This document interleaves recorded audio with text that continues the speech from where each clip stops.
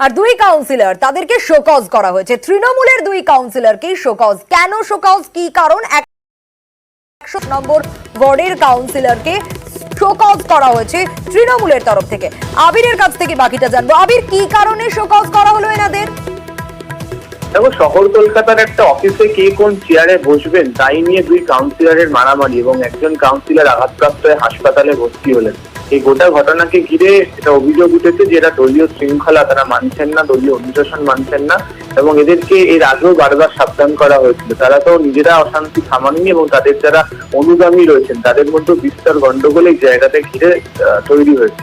এরই প্রেক্ষিতে তৃণমূল কংগ্রেসের তরফ থেকে দুই কাউন্সিলরকে শোকজ করা হয়েছে। ইতিমধ্যেই অরূপ বিশ্বাস, যিনি তৃণমূলের শৃঙ্খলা রক্ষা কমিটির মধ্যে রয়েছেন, তাকেও দায়িত্ব দেওয়া হয়েছিল দুজনের সঙ্গে কথা বলার পর। কিন্তু বারবার ধরে তারা যে আচরণ করছেন তাকে এলাকা থেকে বিস্তর অভিযোগ এসেছে। এরই প্রেক্ষিতে দুই কাউন্সিলরকে শোকজ করার সিদ্ধান্ত তৃণমূলের শীর্ষ নেতৃত্বে। বেশ আবির।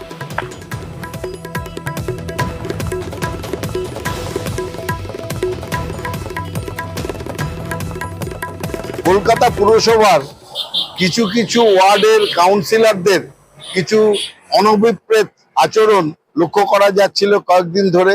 এই বিষয়ে দল কঠোর অবস্থান নিয়েছেন। দলের যে ডিসিপ্লিনারি কমিটি আছে গতকাল শোকজ নোটিশ ইস্যু করেছেন 110 নম্বর ওয়ার্ডের স্বরাজ মণ্ডলকে এবং 104 নম্বরের তারকেশ্বর চক্রবর্তীকে। যে দলের মুখ তাতে কিছুটা হলেও মলিন হয়েছে, মিডিয়ার কাছে যেভাবে তারা স্টেটমেন্ট করেছেন এই বিষয়ে তাদের কাছ থেকে জবাব চাওয়া হয়েছে। আর এবার মানিকতলার দিকে নজর রাখবো। সেখানে আবার তোলাবাজির অভিযোগ। মানিকতলা বিধানসভার 14 নম্বর ওয়ার্ড, সেখানে তোলাবাজির অভিযোগ। কুমোরপাড়ায় প্রতিমা পিছু নাকি টাকা আদায় করা হচ্ছে, এমনটাই অভিযোগ। আর সমস্যা মেটাতে কাউন্সিলরকে কড়া নির্দেশ দেওয়া হয়েছে তৃণমূলের তরফে। কর্মী সভাতেও কড়া বার্তা দিয়েছেন কুণাল ঘোষও। মানুষ বিরক্ত হয়ে অন্য দলকে ভোট দেবে, এমনটা মন্তব্য করেছেন কুণাল ঘোষ। এবং উপনির্বাচনে তৃণমূলের পর্যবেক্ষকের কড়া মন্তব্যে শোরগোল পড়ে গিয়েছে। ছোটখাটো কমপ্লেন আছে, ওটা ভোলাটা দেখে নেবে। যেখানে ঠাকুর করা হয় সেখান থেকে একটা অভিযোগ এসছে আমাদের সঙ্গে থাকা দু একজন তাদের কাছে কোনো অন্যায় আবদার টাবদার করছে। কোনো অবস্থায় দরকার হলে তুমি গিয়ে তাদের সঙ্গে ভোলাটা কথা বলে নাও। কারোর মনে যেন এতটুকু ক্ষোভ না থাকে যেটা এসে এই বাই ইলেকশনে আমি রাগের চোটে ভোট দিতে গেলাম না বা আমি অন্য কোনো জায়গায় রাগ দেখিয়ে ফেললাম, সেটা করা যাবে না। কোন অবস্থায় সেটা করা যাবে। আমি বুঝতে পারছি তাদের কাছে খবর চলে যাবে, নয় ছিটে হয়ে যাবে, আর নইলে কিন্তু আইনের ব্যবস্থার মধ্যে পড়বে। সোজা কথা বলে রেখে দেবে।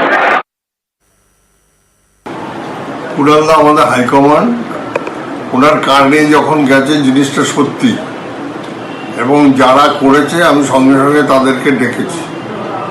আমি বলেছি শুধরে যাও, যে তোমার মদত দিচ্ছে সে পরে থাকবে না। আমরা কিন্তু কড়া স্টেপ নেবো, এরপরে হাজতে থাকতে হবে। এটা কারা করছিল? ওই কয়েকটা পাড়ার ছেলেবেলেরা করছে অলরেডি। কুণালদা যেরকম হুমকি দিয়ে দিয়েছে আমরাও দিয়ে দিয়েছি, আমরা পুলিশকেও বলে দিয়েছি এবার করলে তুলে নিয়ে। আপনি তো কাউন্সিলর, আপনার কাছে খবরটা ছিল না? আমার কাছে ছিল না, থাকলে তো আগেই স্টেপ নিতাম।